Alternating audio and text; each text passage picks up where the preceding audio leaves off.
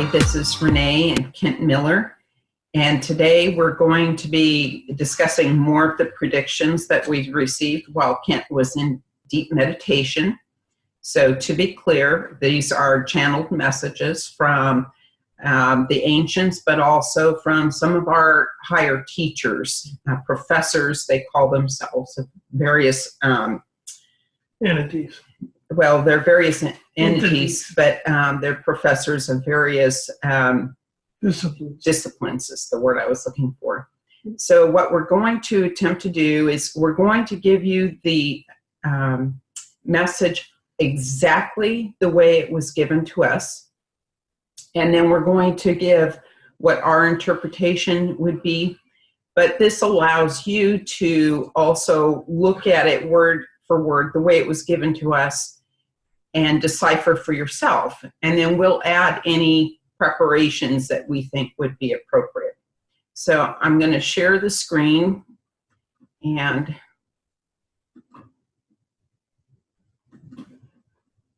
so these messages came in April of 2007, and this was actually a particularly long meditation with a lot of predictions.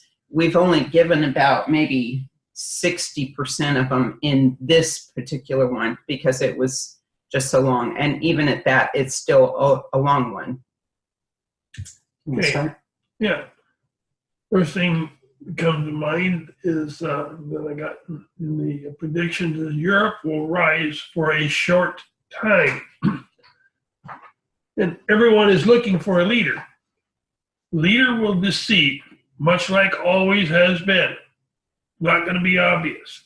I mean, Europe will rise in a kind of a state of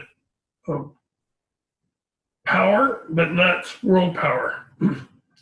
Perceive all you want to hear. The person that comes in as a world leader says everything everyone wants to hear. Makes everyone happy. False happy. It's a false happy because they're just placating the population with what they perceive people want to hear. Line of demarcation in the earth.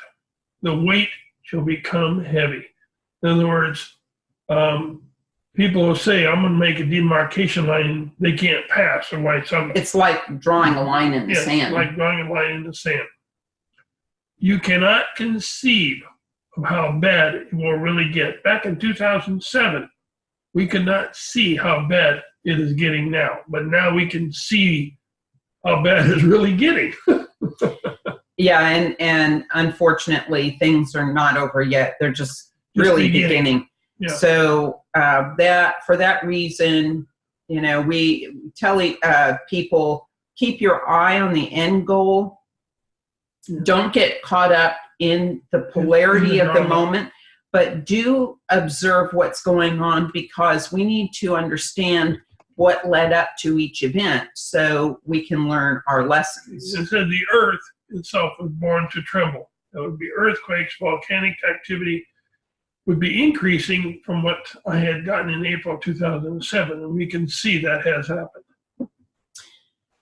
So man incorrectly blames God, and so we'll go into that a little bit. Exonerating platitude will be the misfortune of the calming concepts of the people. And cliches meant to free those from guilt.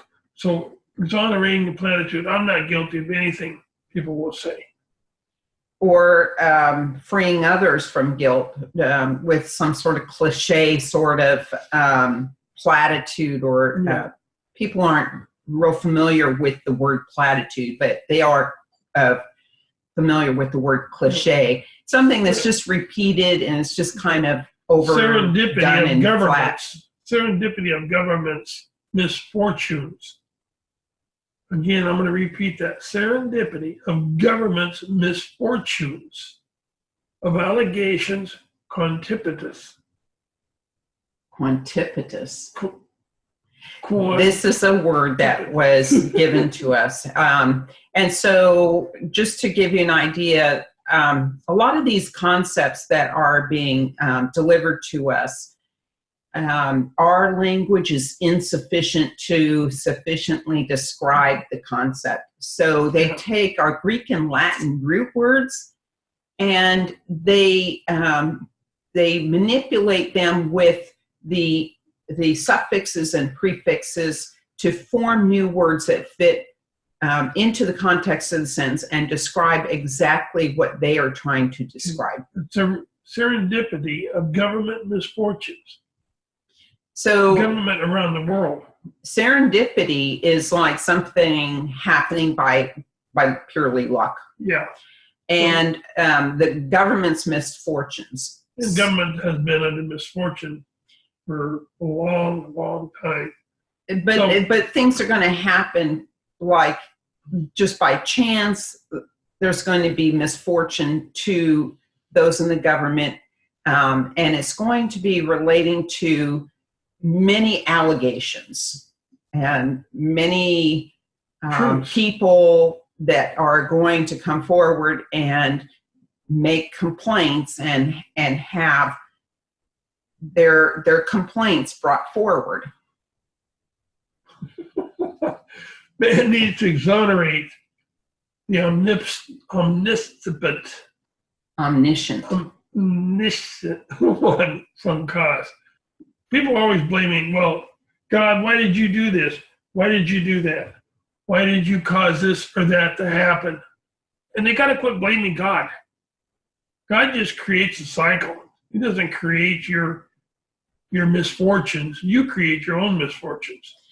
And in a bigger sense, society creates its own misfortunes because when you take the sum total of all our decision making, we end up with these events. And so we need to be careful about what decisions we're making and what pathways lead out of those decisions. So the omniscient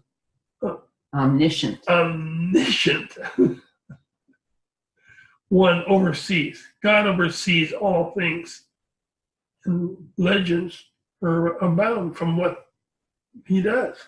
And they're legends. So originally, God, the creator, created the cycles, and these cycles are tied to themes of learning and focuses of learning. And so these events that are happening are going to be tied to the cycles and to planetary movements that make up the cycles. A quaalude cannot help the cause if it were a disease.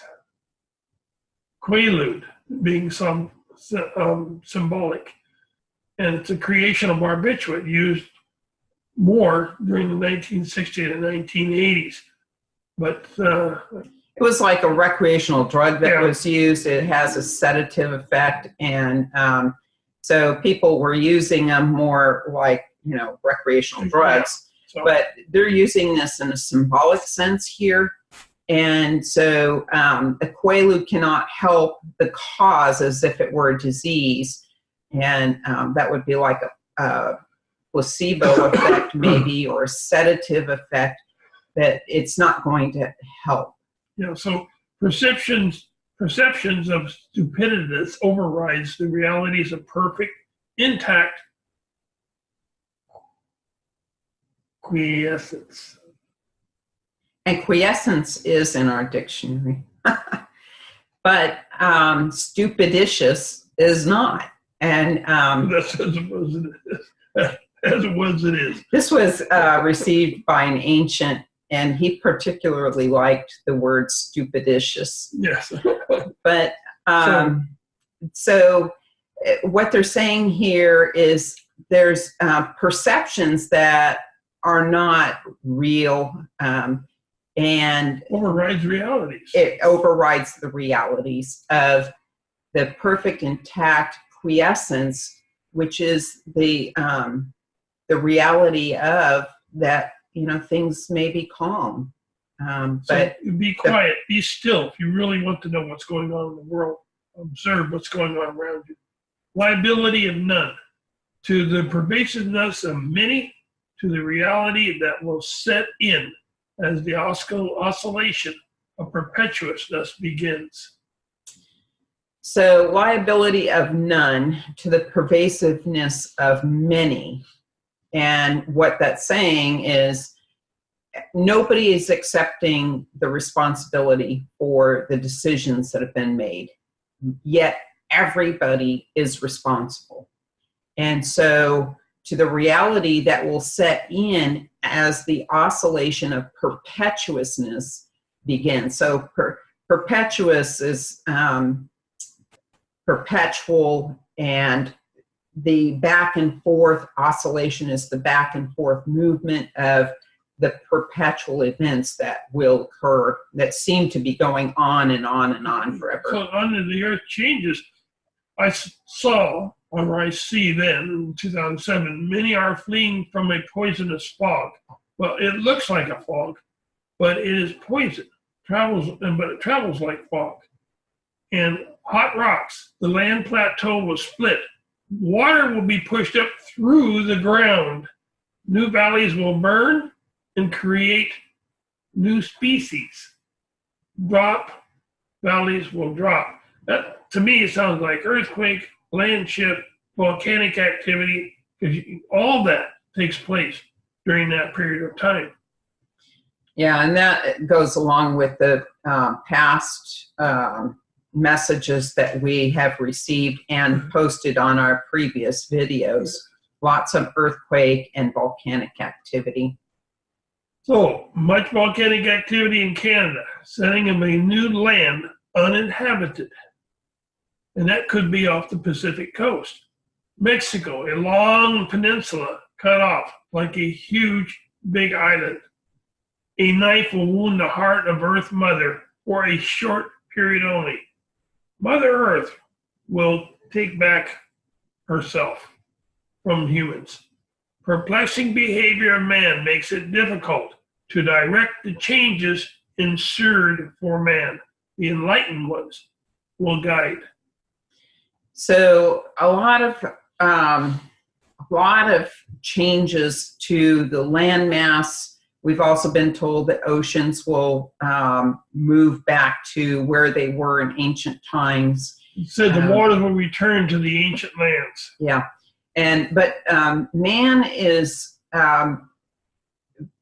very unpredictable, and this unpredictability makes our behavior perplexing, and it also makes it very difficult for those who are coordinating these changes to push humanity forward to be able to direct these changes. And so they will use others here that have been enlightened, who have been given the information, what's happening, to help guide the others who don't quite understand what's going on. So the thing is, man to be hunted by the disdain. And it says man will be hated.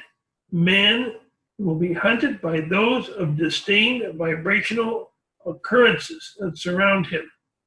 And really, what do you have when you have all of these cameras set up in all the cities watching people? We're being monitored on social media. We're being monitored on our phones.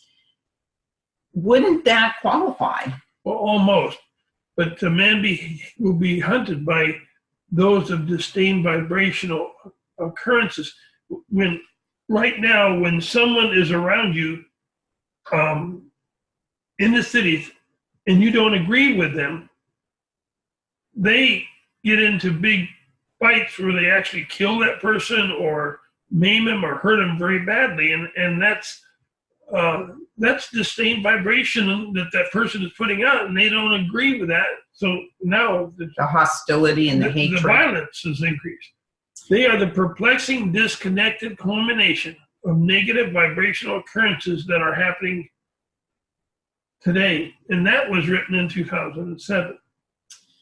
And also we have a number of people who are boasting about their insincerity and their courageous deceit and how they're deceiving they're people. boasting about that. Even people in leadership positions have been filmed doing this very thing. Yeah, the lying and the vibrational deceit is on the rise, and people are accepting it. And they're boasting about it. Yeah, they defeat their intent to live, pseudo-essence. So when Native Americans agree, when all these tribes agree and unite, fourth dimensional change will then come from within, will take place. So can you describe the fourth dimensional change that's within? Well, that's going to the higher self. You have to learn the higher self. So the soul resides in the fourth dimension. And part of our classroom in the fourth dimension, before we can move into a higher dimension, is about getting to know who we are and our higher self. Mm-hmm. And so that is the job. That is why we meditate. And it is to help us reconnect with the higher self. It is to help us understand who we are at the soul level. So a new paradigm is to arise. The vortex will arise and spread over the land and calm those that are not. Now, what's a vortex? Vortex is very similar to a tornado, looks like. And it opens at the bottom to let communication through. And it goes up through the vortex. And the vortex has parameters that keeps it intact. Otherwise, it'll just spread out and go throughout wherever it goes, the universe, etc. And there are vortexes smaller on the side. Don't get too into it. Okay, all right. That's in a video. It's yeah. called Vortexes and Triangulations. Okay. So if you want to know more about that. The energies will replace the negative vibrations created by those that are now gone. Sincerity will prevail. So this vortex will spread over the land and calm those that are not. It probably will bring some communication as to new understanding that will calm people. But those energies are going to replace those negative vibrations created by those people that exist today in our plane, who is creating all the negative, who's creating the deception, who's their boastful insincerity. All of those people are going to be replaced. And they will be replaced with a new calmness and a new understanding that will be coming forward to humanity. And so the new vibrational bending, basically movement, the contortium, it will connect all parts of the earth, happening in many places. The new magnitudinal changes will begin.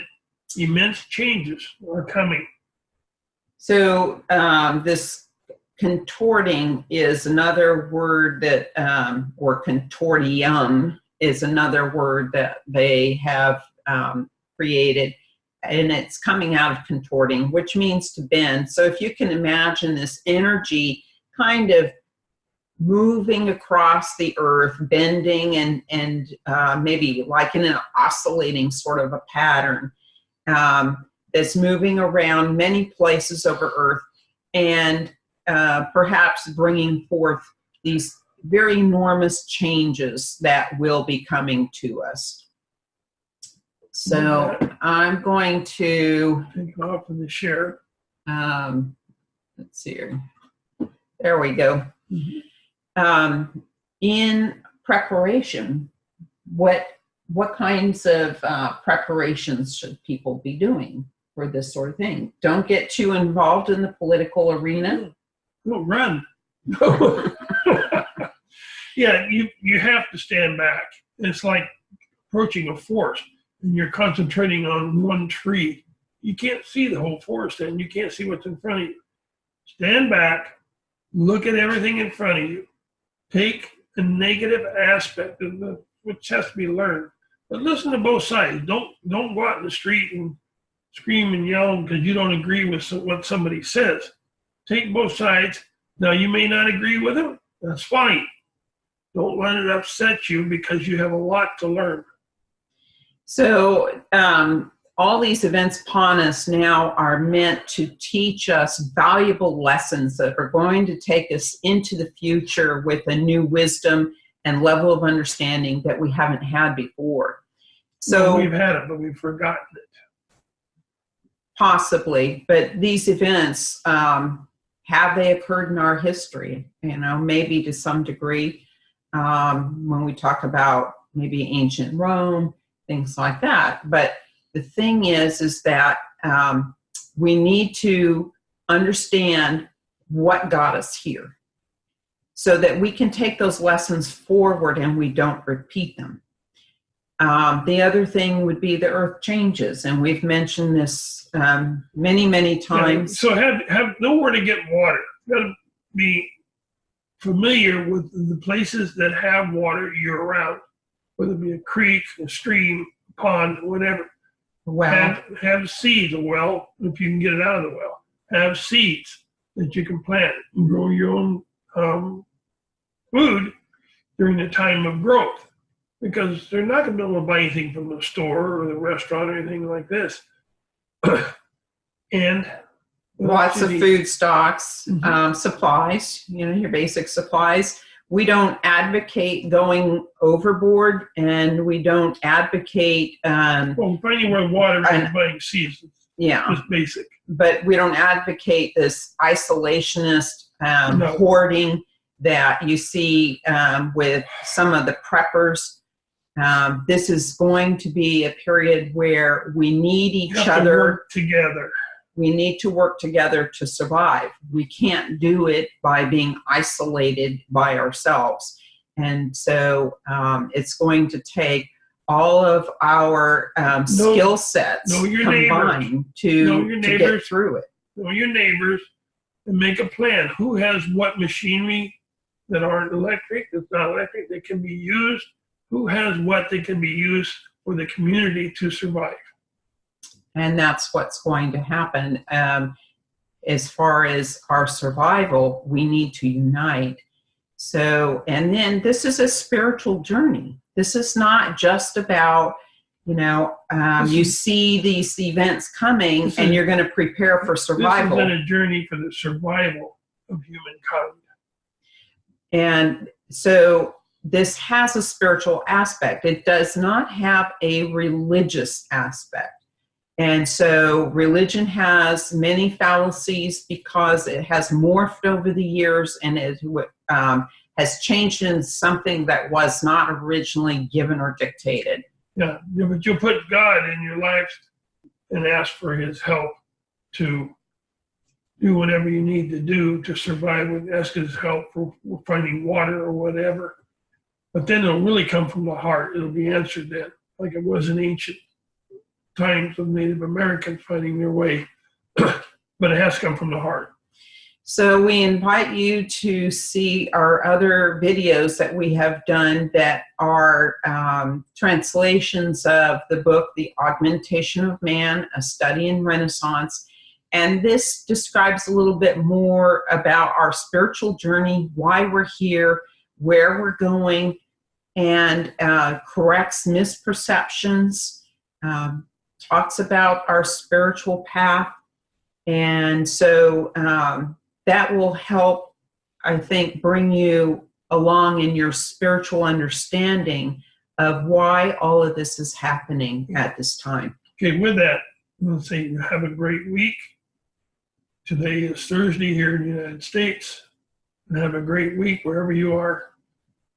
And continue on your journey to truth. Yes, and that would be enlightenment. Kent doesn't like the word, so I just had to sneak that in. Yeah. Anyway, peace be with you. Thank you for joining us.